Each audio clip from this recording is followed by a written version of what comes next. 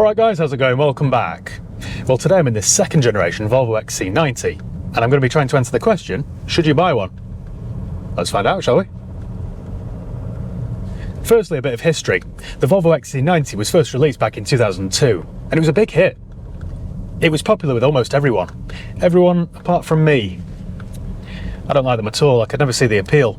I didn't really understand the hype. That first model ran all the way until 2014, by which time it felt incredibly old-fashioned and out of date. Yes, alright, they'll seat 7 people and they had 4-wheel drive and the seats were quite comfortable, but that's where it ended for me.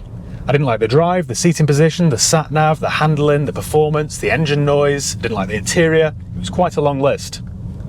I was desperately hoping that this second generation was much better. Good news, it is. It's a seriously good car, this. I like it already and I've only spent the morning with it. This second generation XC90 was released in 2015, and at that time in my life I was actually doing some work in Sweden. I remember flying into Gothenburg airport, Göteborg, I think they pronounce it there, and they had a brand new XC90 on a plinth at the arrivals hall. And I remember wandering over to it to have a look and just thought, wow, that will sell like hotcakes.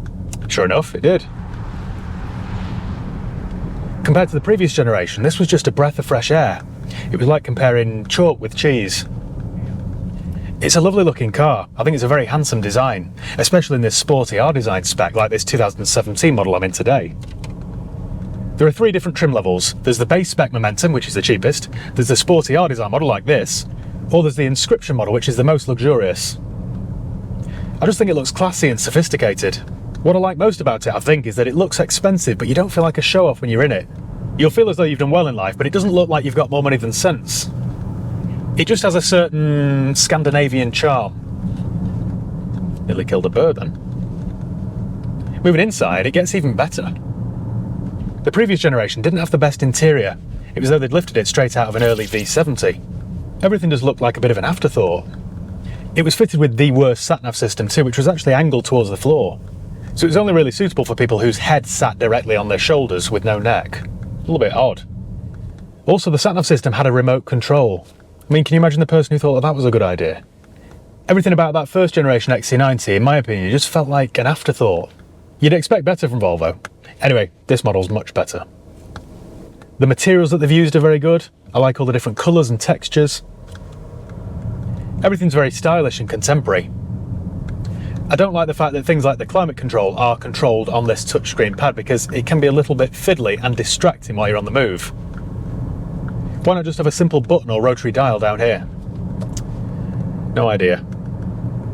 To start it up, you turn this knurled dial down here, which is quite a nice little feature. I also like the keys. The seats are nice and comfortable, although they're not as soft and squishy as previous generation Volvos. This being the R-Design model, I think they're supposed to be quite firm and supportive anyway. You get a nice centre armrest, 2 cup holders, some more storage down there for your phone or your keys or your wallet. The door bins are enormous. There's plenty of space and storage everywhere you look. The steering wheel also feels very nice, and I like the gauge cluster. The only thing that I've found which looks and feels quite cheap are these stalks here. They're a bit incongruous. Good word, isn't it, that? They work and everything, they're just a bit incongruous. The driving position's superb, as is the visibility. I feel like the king of the road. There's also plenty of room inside, plenty of headroom, plenty of legroom, plenty of elbow room. There's loads of room in the back too. And like the previous model, this will seat 7 people. It'd make a tremendous family car, especially if you're on long road trips, and the boot is huge.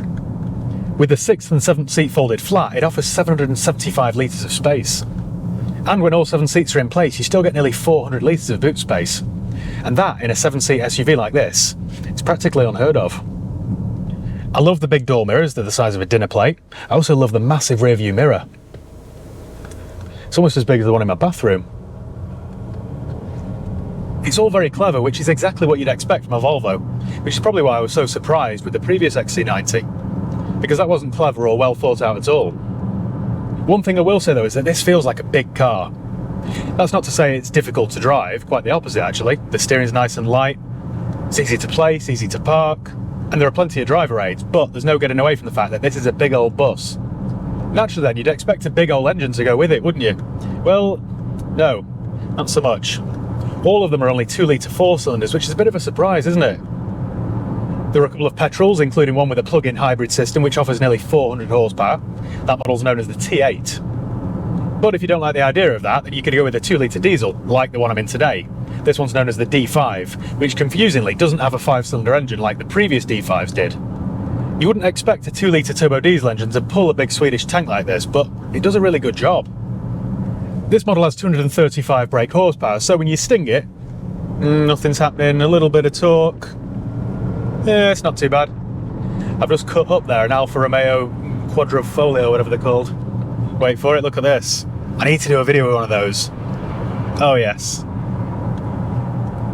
It's punchy enough, it just never feels particularly quick or thrilling. I'm surprised they never offered this car with some sort of 3-litre V6, because that would have felt a bit more like it. In terms of what it's like to drive, and it's pretty good. I know I keep bashing the previous XC90, but that was terrible. Loads of body roll, the handling was numb and sloppy. This is pretty sharp. I mean, it's not a BMW X5, but it's good. It's alright. There we go. It rides okay too, it's perfectly comfortable. I mean, don't forget, this is the R-Design model with 20-inch wheels, so if you go over a pothole, you do know about it. But it looks that good with them, I think I'd just tolerate it. The engine's a little noisy under load. Can you hear that? Of course you can. To be fair, all 4-cylinder diesels are the same. I was never a big fan of the 5-cylinder turbo diesel, but I know I'm in the minority there because they were very popular. So most people will be sad to hear that that's no longer available. Also, that glorious Yamaha V8 petrol engine, which was available in the previous XC90, that's also gone the way of the dodo. Never mind. This 2-litre turbo diesel will return 35, 36 miles per gallon around town and 46, 47 on a steady run. All the engines are connected to an Ace-in-Warner 8-speed automatic gearbox, which in fairness does a pretty good job. They do need to be serviced though, so don't neglect them, otherwise they'll fail. If this were my own car, then I'd service it every 80,000 miles. You'll need to find a Volvo specialist or an automatic gearbox specialist to do that job. Most ordinary mechanics don't like to touch the automatic gearbox. You can expect servicing costs to be on par with a BMW X5 or a Mercedes ML. They'll all be there or thereabouts. They're a complex luxury SUV, so make sure you look after it. If I were you, I'd find a Volvo specialist and I'd just stick with them. I use a place called Trevor Burgess, who are based, I don't know, 3 or 4 miles from me, and they're very good. I would recommend. Also, if you go for the diesel model, I'd recommend filling it up with premium fuel at least every other fill-up. It just keeps everything running nice and cleanly. Being a Volvo, I don't really need to talk about safety, do I? This is the automotive equivalent of wrapping your passengers in cotton wool. Safety is Volvo's #1 objective, so rest assured this is a very safe place to put your children. Now, although this is a 4-wheel drive, it's nowhere near as capable on the muddy stuff as a Land Rover Discovery or a Range Rover Sport, so don't expect it to be. In reality, most cars of this type are no better. The Lexus RX, the BMW X5, the Mercedes GLE, but then again, the owners don't really need that anyway. They buy them for the visibility, the practicality, the prestige. This will still get up a dirt track while you're dropping your daughter off at the gymkhana, or your son off at polo practice, or whatever it is that Volvo owners do at the weekend. It'll cope with all that stuff, just don't test it too much, or else you'll be asking somebody with a Land Rover Discovery to pull you out of a mud rut. Used prices here in the UK start around £20,000. Now, I'm going to sound like a broken record now because I always say this phrase, but that's an awful lot of car for the money. If you stick a private plate on this, it looks like a much newer car. They ran this model all the way until this year, I think. So to answer my question at the start, should you buy one? Let me think about that for a second. Yes, absolutely. I would. I love it. I can't stress this next point enough, but this is head and shoulders above the previous XC90. As a single childless man, I wouldn't buy one, I'd buy a Range Rover Sport instead. But if I had a family, then this would be my first choice. This is exactly what a modern Volvo 4x4 should be. It's a safe pair of hands is what this is. It's sober and sensible. Well, I think that's about it. So thank you once again for watching. Make sure you give the video a thumbs up if you enjoyed it. Make sure you subscribe if you haven't done already. You can follow me on Facebook, Instagram, Twitter. I'll leave the link below. If you've got any comments or questions, let me know below and I'll do my best to get back to you. If you're interested in getting into the used car business, then check out my online course. I've created an online portal with nearly 100 videos which explain every single aspect of the used motor trade. From funding to branding to sourcing cars to preparing cars for sale, it's all there, so do check it out. And it's still free for the first 30 days and only £27 a month thereafter, and you can cancel at any time. So check it out. Right, cheers guys, see you next time.